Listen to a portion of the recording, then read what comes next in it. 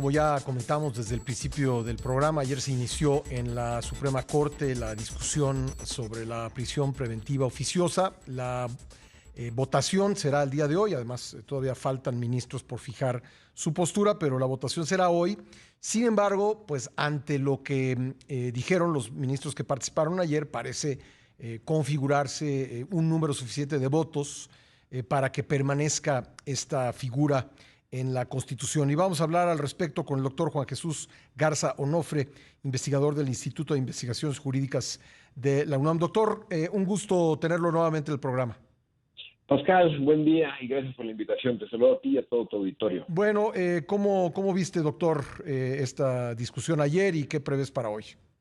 Mira, creo que habrá que decirlo. Hubo un resultado que no se esperaba, ¿no? Que es que de entrada de las 4 participaciones que por los tiempos pudieron ayer irse a la Suprema Corte, 3 fueron por ir en contra del proyecto, es decir, avalando la prisión preventiva, ¿no? Y bueno, esto hay argumentos jurídicos que están de un lado y del otro, pero habrá que decirlo, Pascal.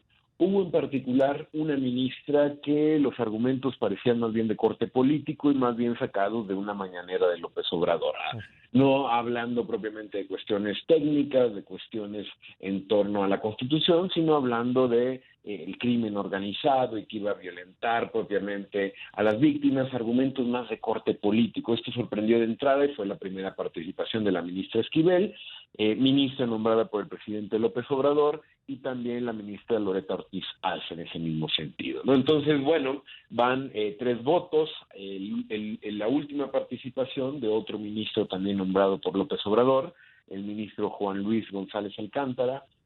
Su participación fue muy interesante porque dijo que no estaba de acuerdo con la metodología para llegar a la conclusión que planteaba el ministro Luis María Aguilar con su proyecto que propone echar abajo la prisión preventiva oficiosa, pero que al final del día la prisión preventiva violaba derechos humanos. Entonces, si ahorita nos preguntamos cómo va la votación, van 3 por mantener la prisión preventiva oficiosa en la Constitución y 2, el ministro Juan Luis González Alcántara y el ministro Aguilar, por echarla abajo. Entonces vamos 3-2 y el día de hoy escucharemos a las 6 personas que faltan de esta Suprema Corte. Ya, ¿tú crees que todavía puede haber algún escenario inesperado? Digamos, porque hoy prácticamente todo el mundo da por hecho, como si, digamos, en el medio tiempo el marcador fuera 3-0, ¿no? Claro. Y nada más, digamos, el segundo tiempo se ve pintado, pero no sé cómo lo veas tú. No, concuerdo con esa lectura, estimado Pascal. Lo que si algo se podría, hay que recordar que necesitan solo 4 votos para declararla constitucional, que la prisión preventiva se declare que está bien en la Constitución. Entonces, sería una remontada histórica para seguir con la jerga futbolera. Pero lo cierto es que ya hay un par de ministros que en ocasiones anteriores se han pronunciado a favor de la prisión preventiva. Entonces, es muy poco probable. Quizá la discusión no acabe el día de hoy, veremos, depende un poco de los tiempos, de las participaciones de los ministros, pero el panorama se torna difícil. Está bien que se discuta, Pascal, y esa es la mayor reflexión. Hay que hablar propiamente más de la justicia en este país y cómo parecería que la cárcel es la única solución para todos los problemas de este país. Sin embargo, de nueva cuenta, esperábamos un poco más de argumentos técnicos. Hemos dicho que es el caso más importante en la historia de la Constitución de México, porque la Suprema Corte podría echar abajo una norma de la propia Constitución.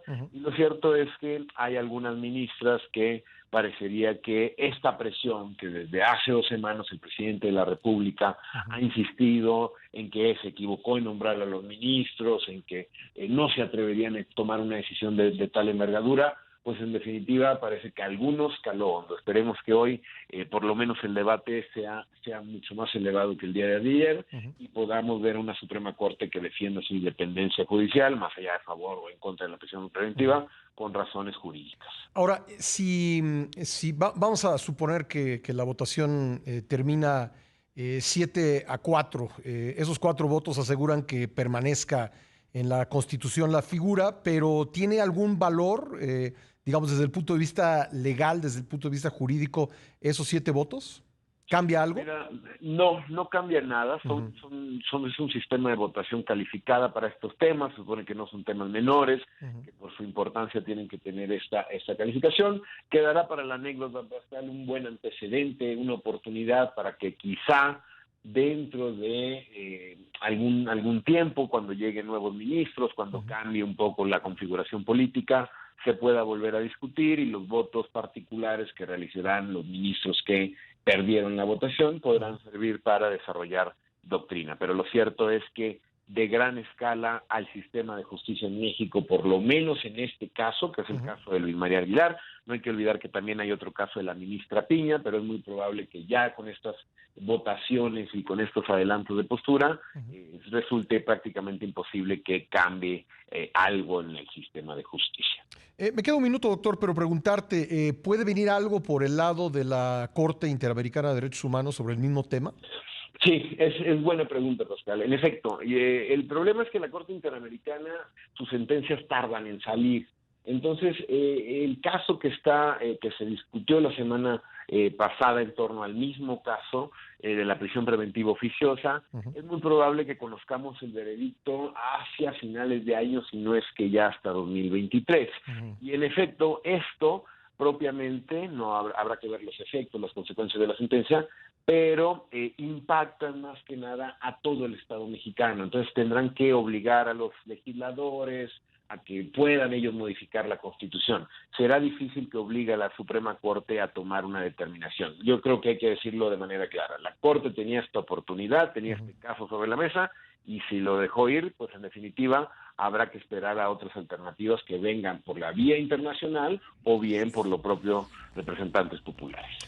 Pues doctor, te agradezco mucho estos minutos para el programa, muy amable. No, gracias a ti, Pascal, y que tengas buen martes. Igualmente, Juan Jesús Garza Onofres, investigador del Instituto de Investigaciones Jurídicas de la UNAM.